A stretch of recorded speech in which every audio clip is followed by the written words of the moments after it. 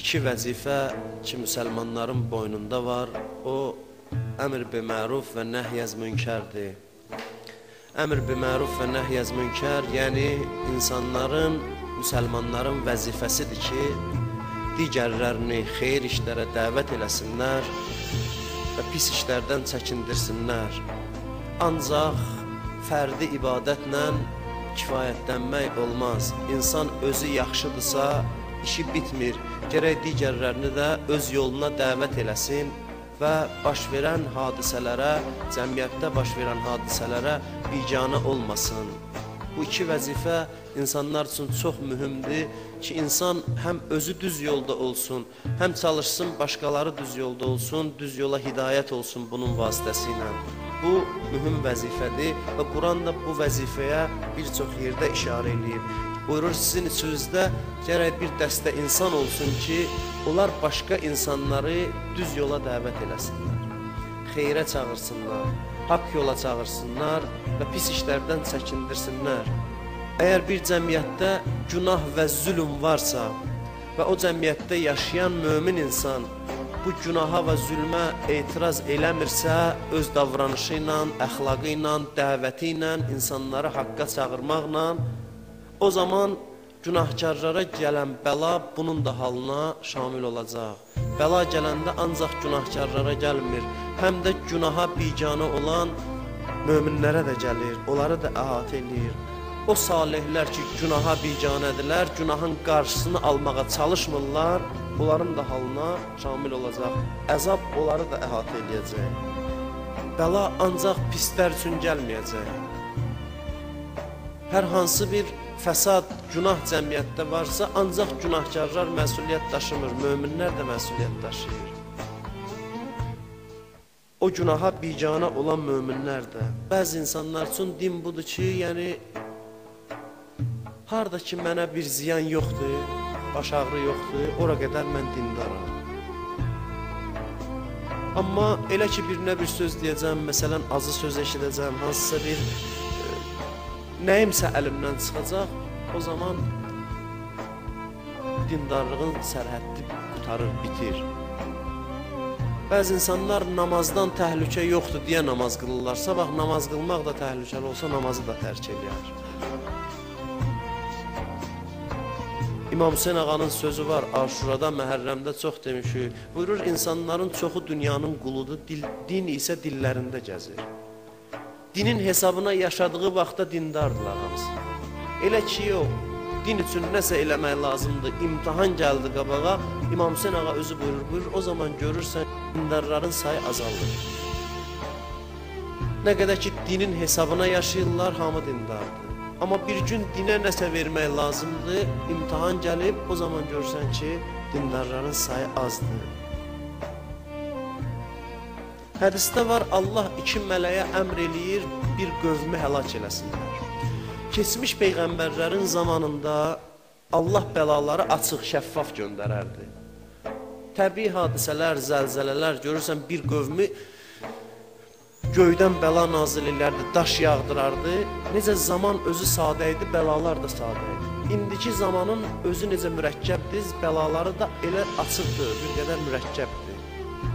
O deməkdir, Allah da bəla nazil eləmir. Müasir dövrün bəlaları da biraz fərqli bəlalardır ki, o ayrı mövzudur ki, hədislərdə var, insanlar təzə günah eləyəndə Allah da təzə bəlalar göndərər.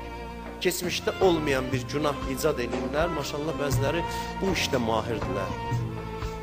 Ki, yeni günahlar icad eləyirlər, təzə günahlar eləyirlər və təzə günahlar elədikcə də Allah təzə bəlalar göndərir. Keçmişdə belə idi ki, Allah təbii hadisələrlə bəla nazil edirdi. Buyurur, iki mələyə əmr eləyir, gedin filan şəhərin əhalisini məhv eləyin, həlak eləyin.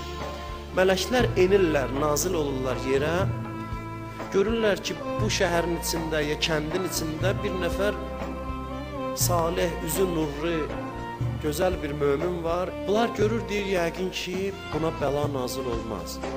Bu cür mömini biz necə həlak eləyək? Mələklərdən biri deyir ki, inanmıram ki, bəla hökmü buna da nazil olar. O biri mələk deyir ki, Allahın hökmünü gərək icra eləyək.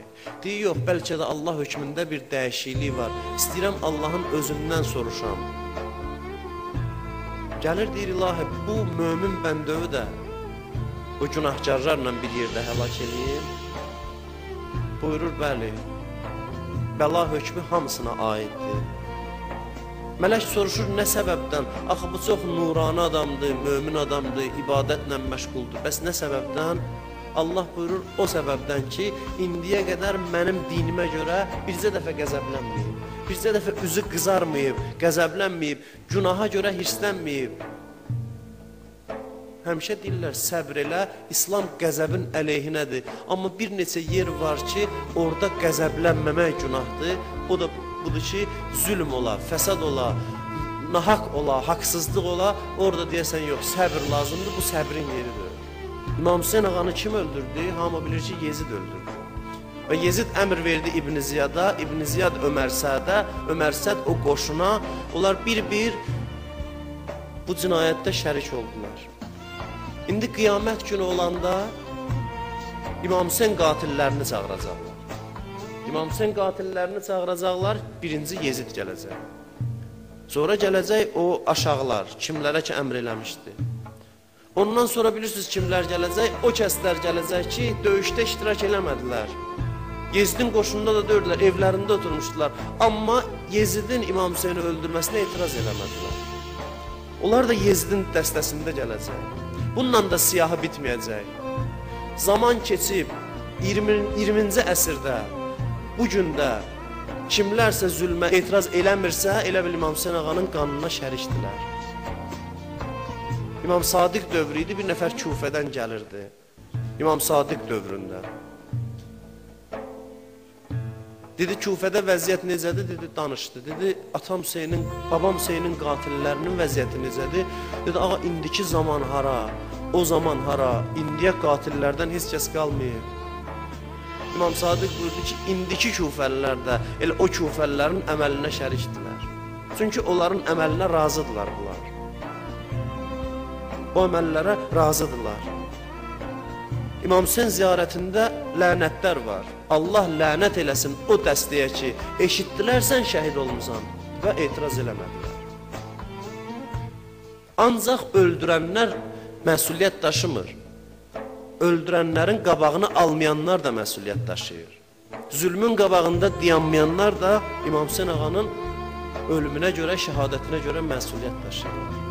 İmam Hüseyin əleyhissalamın qiyamı, mübarizəsi hansı səbəbdən idi? Buyurur, iki vəzifəni yerinə yetirmək üçün mən inqilaba qalxdım, qiyama qalxdım. Bu hansı vəzifədir? O, əmr biməruf və nəhyəz münkər vəzifəsidir. Yəni, insanları xeyrə dəvət eləyib, pis işlərdən çəkindirmək üçün mən bu mübarizəni başladım.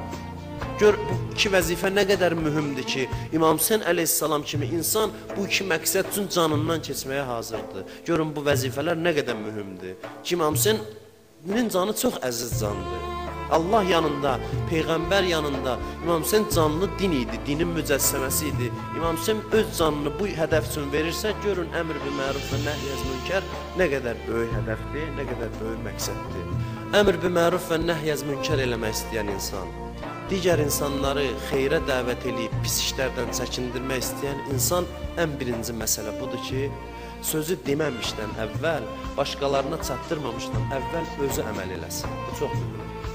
Sizlər istəyirsiniz, birincisi bunu deyim ki, hamımızın vəzifəsidir ki, insanlara dini düzgün tanıtdıraq. Bizim hamımızın vəzifəmizdir. Elə bilməyin, bu ancaq minbərdə oturub danışanların vəzifəsidir. Yox, hər bir insan öz həddində yolunu tanımalı və başqalarına tanıtdırmalıdır. Amma burada ən əsas məsələ budur ki, insan gərək özü əməl eləyə. Özü əməl eləyə ki, başqalarına təsir quraq.